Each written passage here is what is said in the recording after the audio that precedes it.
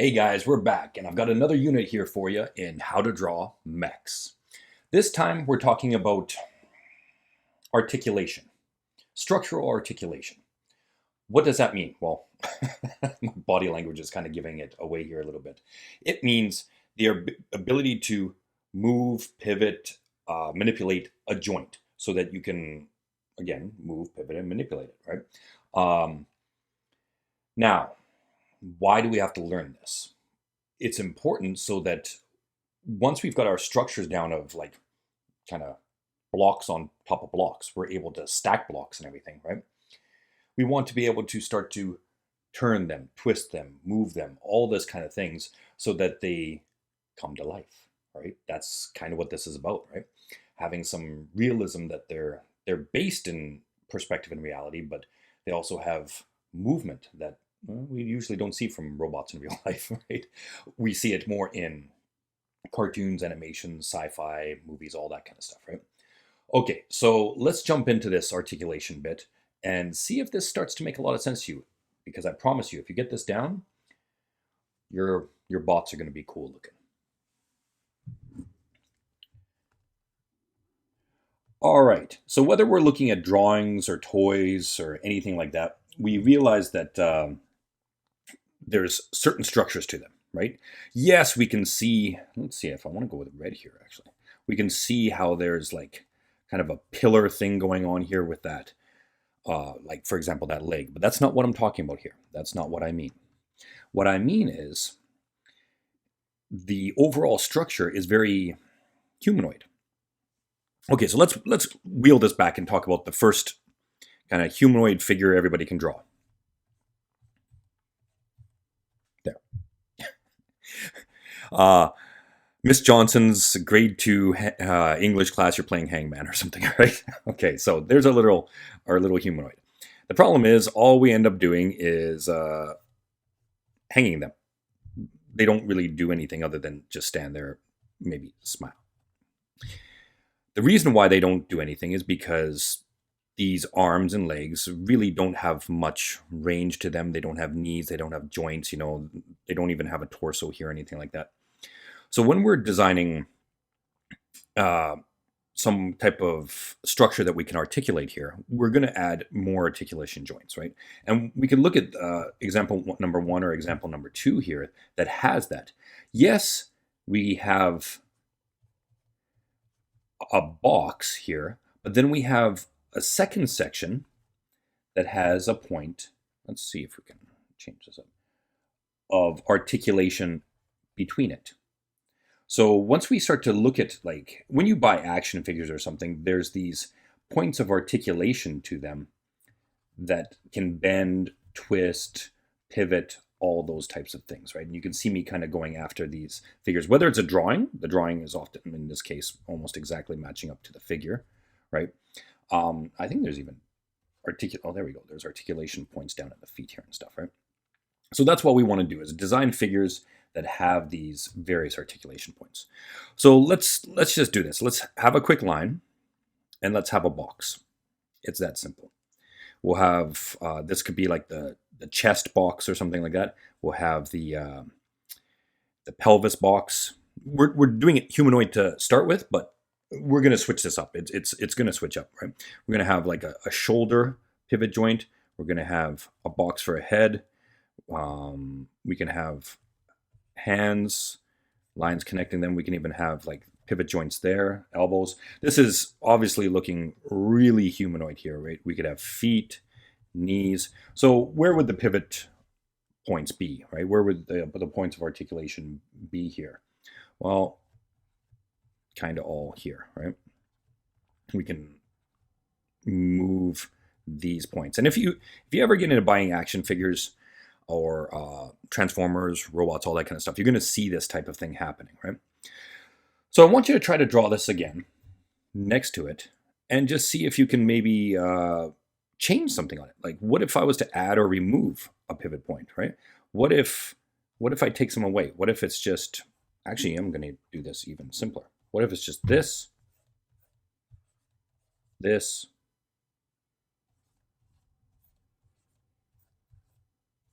this? So where might my points of articulation be? Maybe here, here, maybe here, here, maybe the head. What does this remind you of? Honestly, to me, I don't know what it reminds you of, but this reminds me of like the 1950s toys versus starting in the 1990s or even 80s or something like that. Right, we were able to mold plastic better, and we got better points of articulation. Okay, is this a toy lesson? No, but so much of when we talk about bots, robots, mechs, and everything, they're the sci-fi concept behind them, the science behind them, and weirdly, the toy design kind of all work synergistically. They kind of all build on themselves. So if I'm bouncing back and forth between that, don't mind me. Okay, so let's go with the 1990s or plus. We look at these examples up above, right? So we've got the big. I'll draw the center line down here. We've got the big chest plate, right? We might have a smaller grill plate below. I'm just using Optimus here as a bit of an example, right? We've got his shoulder points. We've got a bit of a hip hinge area, right? We've got legs that come out of it. We've got a knee joint here. We've got, looks like legs that come out of that, right? Like the lower leg. And then we've got this profile foot part, right? We've also got this part extends down into here. This is kind of the shoulder upper arm. It seems to be one piece. Comes into a joint of an elbow. Then we've got another section here. And then into the hands. And we're going to talk about hands separately. There we go. Okay, so again, where are the points of articulation? Well, I think we can kind of go. We know there's going to be at this point of like this, wherever it inserts here, the elbows, the hands here, likely along here, likely along here. It might be a turning ball joint or something, right? In here, here, here, here, here, right? Somewhere in the feet. And you can see how well this all matches up, right? So if we look at this without counting the hands necessarily, because we're not quite sure about the hands, we've got 1, 2, 3, 4, 5, 6, 7, 8, 9, 10, 11, 12, 13, 14, 15 points of articulation on this particular figure, right? This particular mech bot, right? What if I want to change it up and make it something really different? What if I want to have a box, a circle, and let's say it's a all-knowing eye in the middle, and something like this. There we go. Okay, so what is this? This is just a little quick, like we started off with this humanistic structure, and I love that because so many of as humans, we design so much from the human perspective, right? We approach our design, especially in fantasy, from a human viewpoint. We try to model it after ourselves or things recognizable to us, right? And then we can devolve that or evolve that into different shapes and functionality, right? This one's almost like a spider eye type of thing that I'm going here. And it's, again, just simplified. Where would I have the points of articulation? Well, the ball joints that are coming out there, maybe those hinges there on the legs, and maybe a swivel underneath this all-seeing eye type of thing, right? I want you thinking of points of articulation in your structure for when you're designing. It's really, really important because otherwise you're going to go back not just to the 1950s, but back to grade 2 Hangman, and it's going to be a really stilted design, okay? So get fluid with this, and I think we can come down here and we can start to see a few examples, right? So what do we have here? We've got a mass unit here, right? This seems to be, let's just call it a rectangle here right now, right? We've got another rectangle type form there. We've got a rectangle here, and I'm fleshing this out just in a basic shape, right? We've got kind of a piston type of thing here, and then, you know, obviously we've got the feet down here, right? We've got what looks like some type of ball joint in there. We come to another ball joint, which comes to another ball joint, or some type of variation of a ball joint, to a forearm area, to a hand, and it's actually got points of articulation. We'll get into hands at a later point because that's a unit unto itself. We've also got up here a beam that has this and then maybe launchers on the top there. So let's try to draw this off to the side. See if we can just do a 2-second thing. We're going to go with a rectangle. We're going to go with another rectangulish shape below, right? We're going to go with this beam across the back with 2 blocks on top of it. We'll go with ball joints for shoulders down into 2 ball joints here. This might have a multi-functioned extension to it or something, right? Down to a forearm and then out to the hands. This comes blocky, simple rectangles right now into another rectangle with another joint there, and then out into the foot. Okay, and in the middle, maybe some type of piston with some type of shaft with a turning point on it or something. So where are the pivot points? Where are all those points of articulation? I think we could probably assume here, here. If I'm designing it, this is what I want to have, right? Here, here, here, here, here, here, here, here. Maybe the entire hand, the fingers. Definitely here, here, here, here, here, here, here. And maybe, if I'm being funky, that eye.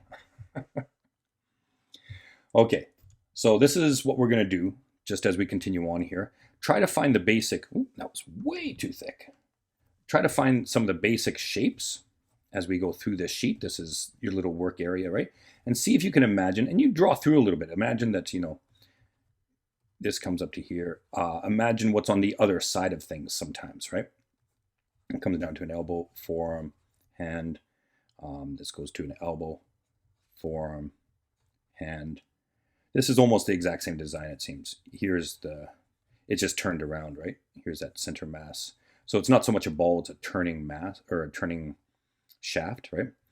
Here's that first leg, here's a second leg, there's the joint, the knee joint comes back into another rectangle there, and then out towards the feet, I want you to draw it again off to the side. This is good practice for you. Just keep working these mechs, because looking at how others have designed these points of articulation, it's important. Here's an easy one. Well, semi-easy, right? We've got a kind of a chevron front, okay? We've got coming down into kind of a simple shape there, right? Into the rectangle for the lower leg and into the feet. Where are the points of articulation? Here, it seems. Here. Likely here. And likely here. Not very many points of articulation, but kind of because this one's simplified and it's lost its other half, right? Like it's half of its torso here. So I want you to try to draw the same one off to the side.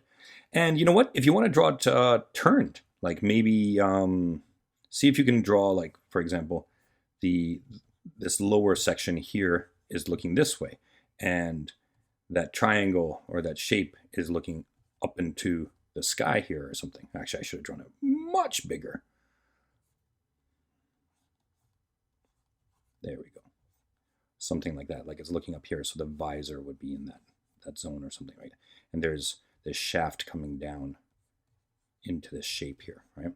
And then here's one leg coming off of it, and there's another leg coming off of it. Just kind of play with it a little bit and see what you can try to do some basic shapes. This is just the beginning of this course, right? There's so much going on. The point is you're hunting for points of articulation, right? Okay, last one. Let's see what you got. This sheet, as I said so many times here, is designed to help you understand that instead of just going with a simple hangman, that we bring it beyond. So if you want to ever go back and you'd want to design a 1950s stylistic bot, lost in space type of thing, right? Cool. But you're doing that not because you're limited in your abilities or anything like that, but you're doing it because it's a stylistic or design choice, right? I want to make sure that you can add as many points of articulation as you want to a bot, and just because it's your choice, right? It's your choice in design. It's really important to get that. So I think sometimes this lesson, this unit in particular, helps break people out of a mindset, right? It helps just saying, oh, I was so restricted and locked in, and now I can do anything with my design. Right. That's the point of this course. And that's especially the point of this unit here, is you can do anything, but let's have it based in a little bit of conceptual reality, that, when we've got this pivot point, this ball pivot, for example, or something like that, right? That's a point of articulation, and that is playing into the design of our MECHS. One thing I'd like you to do is to make a blank sheet and just draw random lines. Once you've got these random lines, start to just fill in certain boxes there or something like that. This is just totally random, right? Like, I'm just gonna do this type of thing. Now I'm like, okay, well, this is where this one's looking, right? So let's say I've got a head here, and now I'm just gonna kind of start to add in my design of the bot, right? Looking at these points of articulation that we've talked about, right? So as a little bit of an extra thing, just start, I don't know, I've got too many lines actually, I'm gonna back that up. But I mean, like, just draw a few lines on a piece of paper and see if you can have like your design of whatever bot it is, or just a random one. Like I said, I was doing a spider there. You can have like kind of a millipede type thing going on here. And just say, okay, well, what does this look like? How would this design look if I was to draw something like this, right? Play with it. Play with it once you've understood these points of articulation. And I think you're going to be so much better for it. Your designs are going to be better, and you're going to be better because you're practicing like this. Okay, guys? And once you've practiced, send them my way. I want to see them. And I promise I won't, start designing and taking your designs. It's your intellectual property. You got it. Okay, guys. Hope this was helpful for you, and have fun with this unit.